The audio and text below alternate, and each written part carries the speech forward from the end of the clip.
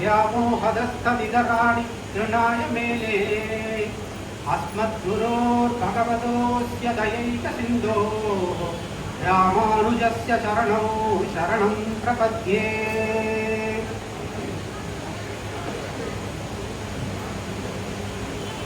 எல்லாருக்கும் நமஸ்காரம்.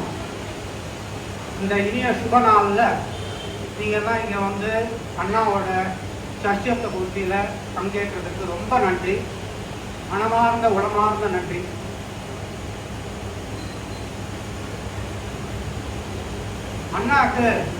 அண்ணாவோட ஒரு முகத்தை நீங்கள் எல்லாரும் பார்த்துருக்கேன். ஆனால் அண்ணாவுக்கு ஒரு 3 முகம் இருக்குது. இந்த 3 முகத்தை நீங்கள் யாரும் பார்த்துக்கவே முடியாது.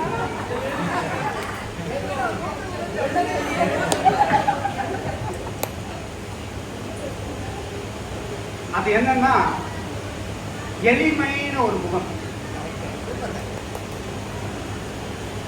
தியாகம்னு ஒரு 2வது, வைராக்கியம் அப்படின்னு 3வது முகம்.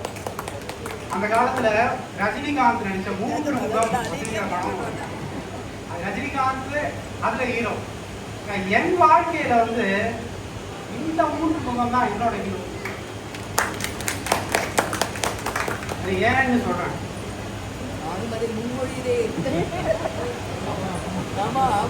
நம்ம லௌகீக வாழ்க்கையில நிறைய பேர் ஹீரோவா இருக்கா.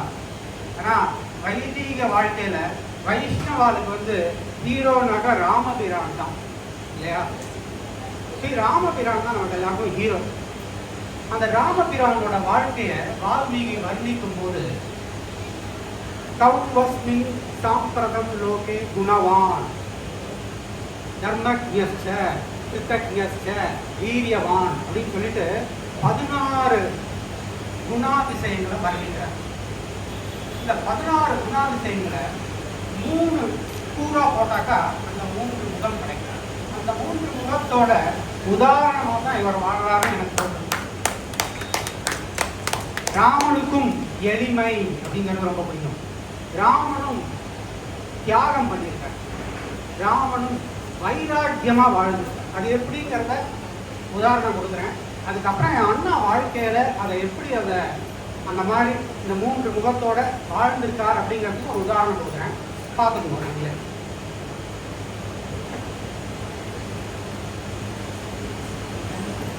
ராமன் வந்து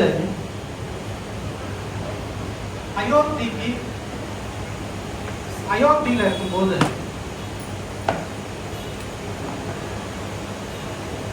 ஒவ்வொரு மக்களும், அயோத்தியில இருக்கிற ஒவ்வொரு மக்களும் வனவாசம் போறாரே, நீங்க போகாதீங்க, நாங்களும் வரோம் கூட அப்படின்னா ஒவ்வொருத்தரும் தாத்தா பாட்டி அப்பா அம்மா சின்ன குழந்தைங்க நாங்களாம் இங்க இருக்க மாட்டோம். அயோத்தியில ராமர் போறாருனாக்கா அவர் கூட நாங்களும் வனவாசம் போறோம் அப்படின்னு போனாலும், ராமர் வந்து இளவரசன், ஞாபகம் வச்சுக்கணும். அவர் வந்து நான் வசஞ்சா நாடு அசை, ஒன்றும் பண்ண வேண்டாம். ஆனா ரோட்ல இருக்கிற ஒவ்வொருத்தரும் ராமர் வந்து வனவாசம் போனா நானும் போவேன் அப்படின்னு சொன்னாங்க. அப்ப ராமர் எந்த அளவுக்கு எளிமையா தன்னை தாழ விட்டுண்டு எல்லாரும் கூடயும் பழகிருப்பார் அப்படிங்கிறத யோசிச்சு பார்க்கணும்.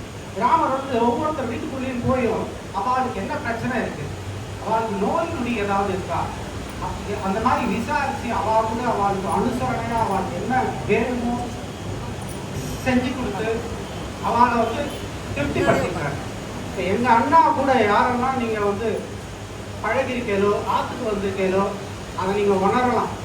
ஒவ்வொரு தடவை நீங்க ஆத்துக்கு வரும்போதும் மூஞ்சி சுழிக்காமைக்கு யாரா இருந்தாலும் பரவாயில்ல, எல்லாருக்கும் அவளுக்கு வேணுங்கிறத செஞ்சு கொடுக்கறதுல எங்க அண்ணாவை போல வேற யாருமே இருக்க முடியாது.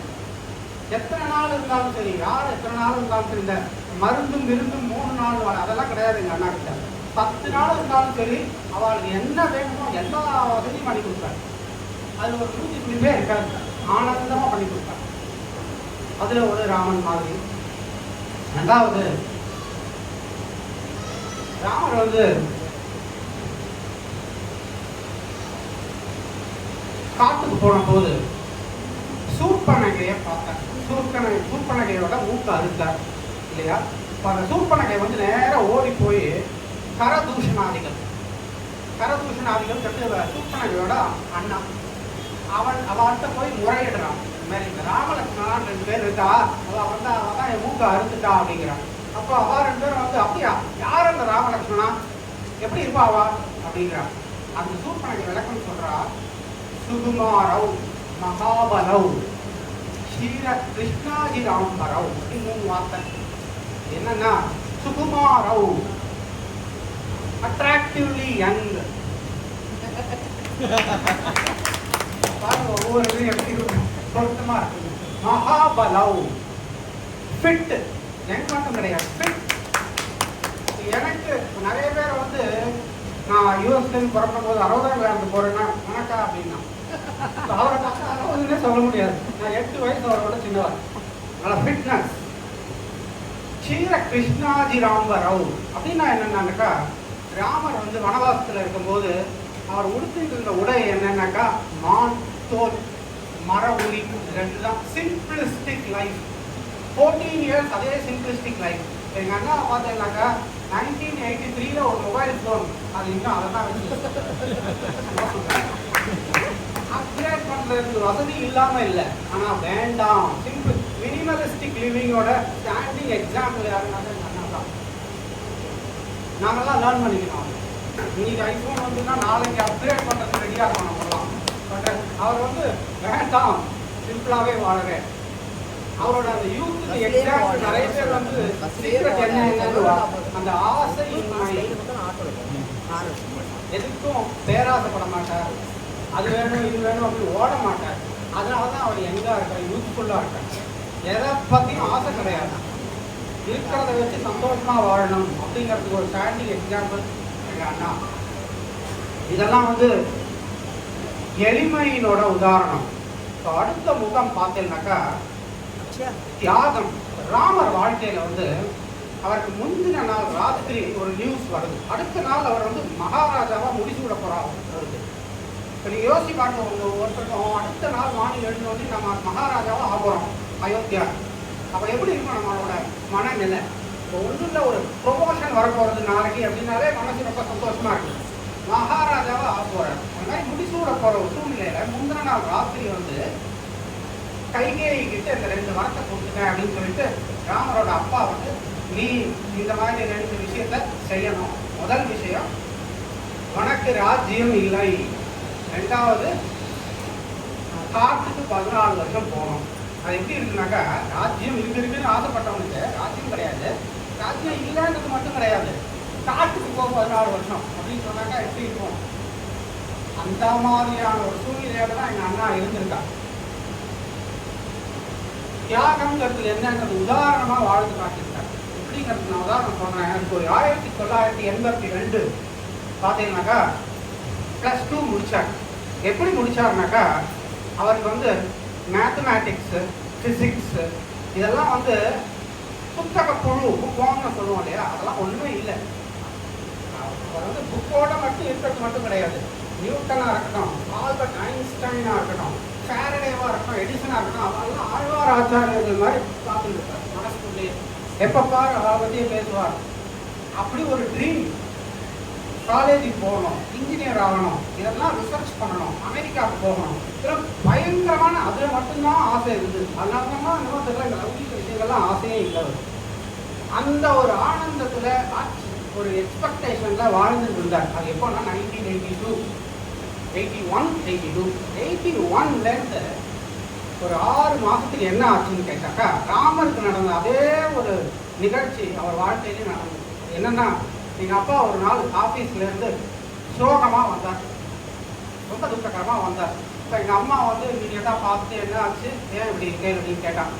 இப்போ எங்கள் அப்பா வந்து நான் வேலையிலிருந்து நீக்கப்பட்டேன் அப்படின்ற நியூஸை சொன்னான். இப்போ எங்கள் 3 பேருக்கு எங்கள் அக்கா அங்கே உட்காந்துருக்காங்க. அக்காவுக்கு எனக்கு 3 பேருக்கும் அந்த அளவு விவரம் இல்லை, 10 வயசு தான் இருக்கு எனக்கெல்லாம். இருந்தாலும் ஏதோ நல்லது நடக்கலை அப்படிங்கிறது மட்டும் நல்லா புரிஞ்சுது. அது வரைக்கும் வந்து எக்கனாமிக்கலி ஒன்றும் ரொம்ப பெரிய ஃபேமிலியெல்லாம் எதுவும் கிடையாது. அப்போவுமே வந்து ஏதோ அன்னன்னைக்கு வேணுங்கிறது அந்த மாதிரி தான் வாழ்க்கை வந்தது. ஸ்கூலுக்கு அனுப்புறதுக்கு ஃபீஸு அந்த மாதிரி தான். அந்த வேலையும் இல்லைன்னு ஒன்று அடுத்த 6 மாதம் அவர் பட்ட ஸ்ட்ரகிள் வந்து பார்த்தீங்கன்னாக்கா கொஞ்ச நேரம் கிடையாது. ஏன்னாக்கா எல்லா எக்ஸாம் 92% எடுத்துருந்தார் அவர். ப்ளஸ் டூவில் வந்து பார்த்தீங்கன்னாக்கா 92% இன்னைக்கே பெரிய மாறுறது இல்லையா? அந்த காலத்தில் 1982 அது எல்லா இன்ஸ்டிடியூஷன் எல்லா யூனிவர்சிட்டிலையும் கூப்பிட்டு சீட்டு கொடுத்தான். பட் அவரால் ஏற்றுக்க முடியல. ஏன்னு கேட்டாக்கா அப்பாவுக்கு மேலே போயிடுது. அதனால என்ன பண்ணினாருனாக்கா, சரி நீங்கள் தான் அப்பாவுக்கு நான் வந்து தோல் கொடுக்குறேன்னு சொல்லிட்டு ஒரு ஒர்க்கராக வேலைக்கு போனார். இன்னைக்கு கேட்கலாம் மனசு ரொம்ப கஷ்டமாக இருக்கும். ஒரு ஒர்க்கராக வேலைக்கு போனார். அவருக்கு ஒர்க்கராக போகிறது ஒரு அவமானம் கிடையாது, அதுதான் சொல்லலை. ஆனால் அவர் 92 இஸ் வெரி எலிஜிபிள். சாட்டர்டே எல்லாம் பற்றி எல்லா ஹிஸ்ட்ரியை சொல்லுவார். அப்பேற்பட்ட ஒரு ஒர்க்கராக போகணுன்ற அவசியமே இல்லை. ஆனால் டெய்லி வேஜுக்காக ஒர்க்கராக போனாங்க. நான் 6வது தான் படிச்சுட்டு இருந்தேன். அப்போ எனக்கு அதனால் ஒரு இம்பேக்ட் எதுவும் இல்லை. ஸ்கூலுக்கு போயிட்டு இருந்தேன். ஆனால் சொன்னால் நம்ப மாட்டேன், 14 வருஷம் எக்ஸாக்ட்லி 96 வரைக்கும் ஸ்ட்ரகிள், சேம் ஸ்ட்ரகிள். ராமர் 14 வருஷம் போனாக்காக்கா இருக்கணும், அதே மாதிரி 14 வருஷம் பார்க்காத வேலை கிடையாது. அந்த 14 வருஷத்தில் பார்க்காத வேலையே கிடையாது. எப்படியாவது ஃபேமிலியை சப்போர்ட் பண்ணணும்னு எல்லா ஸ்ட்ரகிளும் எடுத்தார். ராமர் என்னெல்லாம் பண்ணினாரோ, 14 வருஷத்தில் என்னெல்லாம் அவஸ்தைகள் பட்டாரோ எல்லா அவஸ்தைகளும் பட்டார். தியாகம் எதை பண்ணினார்னாக்கா, படிப்புங்கிறத தியாகம் பண்ணினார். நல்ல புத்திசாலியாக இருந்தும் தியாகம் பண்ணினார். அது நான் அதனால என்ன ஆனேன்னாக்கா, சந்தோஷமாக காலேஜ் போனேன், டிகிரி வாங்கினேன், சம்பாதிச்சேன், வேலைக்கு போனேன். நான் அவர் இல்லைனாக்கா அந்த நேரத்தில் இந்த இடத்துல நான் இல்லவே இல்லை. நிஜமாக இது வந்து ஒரு வெறும் வார்த்தையே கிடையாது, உண்மையே அதுதான். ஸோ அதனால அந்த தியாகங்கிற உள்ளம் வந்து அவர் எனக்கு ஒரு பெரிய இம்பேக்டை கிரியேட் பண்ணியிருக்காரு என் வாழ்க்கையில். மூன்றாவது முகமாக வைராக்கியம். இந்த சினிமாலெல்லாம் ஹீரோ வந்து முதல் 4 சீன்ல ஒரு 10 அரை மணி நேரம் வரைக்கும் நிறைய அடி வாங்கிடுவார். அதுக்கப்புறம் எழுந்திருந்து அடிப்பாங்க. அதான் உண்மையான ஹீரோ. அதான் நான் பார்ப்பேன். எங்கள் அண்ணா வாழ்க்கையில் அதைத்தான் நான் பார்த்தேன். 14 வருஷம் அடிபட்டுருக்கா அப்படிங்கிறதோட நிறுத்திட்டேன்னாக்கா ஸ்டோரி கிடையாது. வைராக்கியத்தை நிரூபித்தார். எப்படி தெரியுமா காமிச்சார்? அந்த சூழ்நிலை வந்ததுக்கு அப்புறம் பார்ட் டைமாக கரஸ்பாண்டன்ஸில் மேத்தமேட்டிக்ஸில் இருக்க இன்ட்ரெஸ்ட்னால பிஎஸ்சி மேத்தமேட்டிக்ஸ் பண்ணினார் யூனிவர்சிட்டி ஆஃப் மெட்ராஸில். யூனிவர்சிட்டி ஆஃப் மெட்ராஸில் ஃபஸ்ட்டு டைம் கரஸ்பாண்டன்ஸில் படித்து மேத்தமேட்டிக்ஸில் டிஸ்டிங்ஷன் வாங்கின ஒரே ஆள் இதுதான். எனக்கு தெரிஞ்சு அது மட்டும் இல்லை, ஏன்னா ஹெல்ப் எதுவும் கிடையாது, அவரே தான் படிக்கணும். படித்து முடிச்சுட்டு அதோட நிறுத்தாமல் எம்எஸ்சி போனார். அண்ணாமலை யூனிவர்சிட்டியில் எம்எஸ்சி 2 இயர்ஸ். அதையும் சக்ஸஸ்ஃபுல்லாக ஃபஸ்ட்டாக பாஸ் பண்ணேன். அது படித்து முடிக்கிறது மட்டும் பத்தாது. ஏன்னா இன்ஜினியர் ஆகணுன்ற ஒரு எண்ணம் ஆறு மனசில் இருக்கு இல்லையா? அது இன்ஜினியர் எப்போ ஆறுது, அந்த ட்ரீம் எப்போ வரும்? 14 வருஷம் முடிஞ்சு 1996 நான் வேலைக்கு போயிட்டேன். அப்போ என்கிட்ட நான் இப்போ வேலையை விட போகிறேன், இன்னவே தேர்வு நான் இன்ஜினியர் ஆக போகிறேன்னு சொல்லிட்டு AMI அப்படின்னு ஒரு இன்ஜினியரிங் ஒரு எக்ஸாம் ஒன்று. அது பார்த்தீங்கன்னாக்கா 100 பேர் எழுதுனாக்கா 2 பேர் பாஸ் பண்ணுவாங்க. அந்த உலகத்தை பாஸ் பண்ண முடியாத எக்ஸாம் அது. யாருக்கெல்லாம் வந்து பனிஷ்மெண்ட் கொடுக்கணுமோ அவளுக்கெல்லாம் AMI படிக்க போனால் போகும். ஏன்னா அவரால் வெளியே வர முடியாது. அதுக்கப்புறம் அந்த எக்ஸாமை 37 வயசில் யோசிச்சு பாருங்க. 25 வயசுல படி சொன்னாலே மண்டையில ஏற மாட்டேங்குது. 37 வயசுல மேரேஜ் ஆகி 2 குழந்தைகளோட யாராவது முடியும்? அதுதான் வைராக்கியம். பாஸ் பண்ணினாங்க 20 பேப்பர், 20 பேப்பர், 1-2 கிடையாது. அது எந்த டிபார்ட்மெண்ட்ல? மெக்கானிக்கல்ல கிடையாது, எலக்ட்ரிக்கல்ல கிடையாது, கம்ப்யூட்டர் சயின்ஸ்ல பாஸ் பண்ணினாங்க. ரொம்ப கஷ்டம், ரொம்ப கஷ்டம். அந்த மாதிரியான ஒரு வைராக்கியமான ஒரு அண்ணாவை என் வாழ்க்கையில் அண்ணாவை அடையிறதுக்கு நான் முன்னே பண்ணியிருக்கேன் தான் சொல்லணும். இந்த பயணத்தை அவர் மேற்கொண்டதுக்கு உறுதுணையாக இருக்கிறதும் ரொம்ப முக்கியம். எங்கள் மதுனியை வந்து அந்த மாதிரியான ஒரு ஒய்ஃப் அவருக்கு அமைஞ்சதுக்கு எனக்கு தான் ரொம்ப திருப்தி. வார்த்தைகளால் எதிர்க்கவே முடியாது. Best wife for my brother. அவரோட அப்சன் டவுன் எல்லா ஸ்டேஜஸ்லையும் குற்றமே சொல்லாமைக்கு இப்போ 37 வயசுல வேலையை விட்டா இங்கே நம்ம இருக்கிறதுல எத்தனை பேர் வந்து நான் ஹஸ்பண்டை ஓகேன்னு சொல்லுவோம்? அம்மாவே சொல்ல மாட்டாங்க. இதுக்குதான் பைக்க வாங்கினி. ஆனா என் மணி ஒரு வார்த்தை பேசல. உங்களுக்கு அதுதான் சரின்னு பட்டதுன்னா பண்ணுவோம். இப்போ எந்த அளவு நம்பிக்கை இருக்கணும். சீதாதேவி ராமர்னாக்கா அவர் சீதாதேவி அப்படிதான் நான் பார்க்குறேன். அந்த சீதாதேவியோட உறுதுணையோட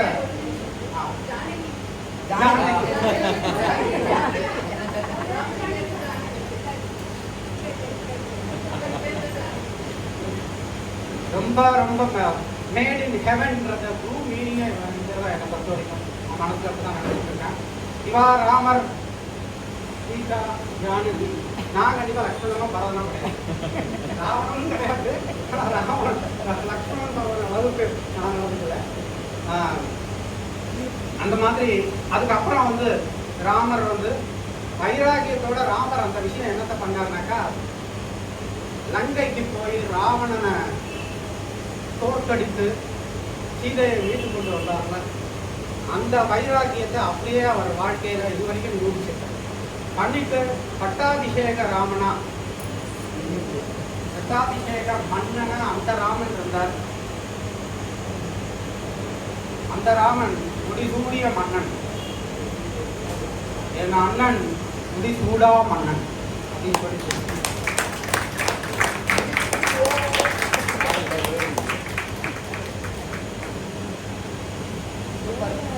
சித்தப்பா லைஃப்ல எல்லா லைஃப்லையும் மெயின்லி சித்தப்பா லைஃப்ல அத்தை லைஃப்ல அப்பா எப்படி கான்ட்ரிபியூட் பண்ணியிருக்கா, அப்பா எவ்வளோ இம்பாக்ட்ஃபுல்லாக இருந்திருக்காங்கிறத பற்றி சித்தப்பா இப்போ சொன்னா, சித்தப்பா எங்க லைஃப்ல எவ்வளோ இம்பாக்ட்ஃபுல்லாக இருந்திருக்காங்கிறத பார்ட் 2 சித்தப்பாவோட அதெல்லாம் சொல்லுவாங்க.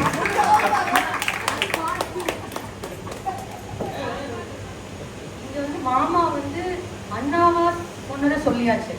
நான் வந்து மாமாவா எனக்கு 2 மாமா இருக்கா. கல்யாணம் ஆகி என் குழந்தை பிறந்தும் நான் எங்க ஆத்துல சொல்றது எங்க மாமா 2 பேரும் இல்லைன்னா எனக்கு எதுவுமே இல்லை. படிப்பா இருக்கட்டும் கல்யாணமா இருக்கட்டும் எங்க மாமா மாதிரி அவருக்கு அண்ணா ஒருத்தர் தான், எனக்கு மாமா 2 பேர். எங்க அப்பாவோட சேர்த்து நான் வந்து I have 3 fathers including my uncles அப்படின்னு நான் எங்க ஆத்திரியும் சரி எப்பவும் சரி டுகெதர். நான் வந்து மாமா மட்டும் சொல்ல மாட்டேன், மாமின்னு மட்டும்தான் சொல்றேன். ஷீ இஸ் ஆல்வேஸ் ரமா மாமி, but she is my only mommy that I always tell only சரி அவ வந்து கோச்சிக்கவே மாட்டா. பட் எனக்கு குழந்தை 30 நாள்ல இருந்து பார்த்துட்டு இருக்கா. So I have to definitely say எனக்கு என்ன பிடிக்கும் என்ன பிடிக்காது, எனக்கு என்ன வேணும் என்ன வேண்டான்றது எங்க மாமிக்கு தான் ஃபர்ஸ்ட் தெரியும். ஸோ மாமியை தான் நான் ஃபர்ஸ்ட் சொல்லுவேன். மாமா is always like a father figure. அதையும் நான் சொல்லணும். Not only to him, to all of us, to the family, a father figure. எங்க அம்மா கல்யாணம், எங்க படிப்புன்னு மாமா சொல்லிட்டா. எங்க அம்மா கல்யாணம், என் கல்யாணம் அத்தனையும் எங்க மாமா ஒருத்தர் அன்னைக்கு தியாகம் பண்ணி கஷ்டப்படுத்ததுனாலதான் இந்த மைக்கை இன்னைக்கு நான் தைரியமா பிடிச்சிட்டு நான் பேசுறதுக்கு 1% எல்லாரையும் வளர்த்து எங்க மாமாக்கு. ஸோ தட் இஸ் வை நான் அதனால எழுந்தே வந்தேன். மாமா ஒருத்தர் நான் அண்ணா அண்ணான்னு சொல்றது இது ஓகே சொல்லிதான் ஆகணும். எங்க அண்ணா எனக்கு ராமர் மாதிரி எவ்வளவு ஹாப்பி. பட் எங்க மாமா எங்களுக்கு வந்து இந்த ஃபாதர் ஃபிகர்ன்றதை நான் கண்டிப்பா சொன்னாதான் others will also accept அப்படிங்கிறதால I wanted to say thank you. 2 மாமா குடிச்சிட்டியா நீ? நான் வந்து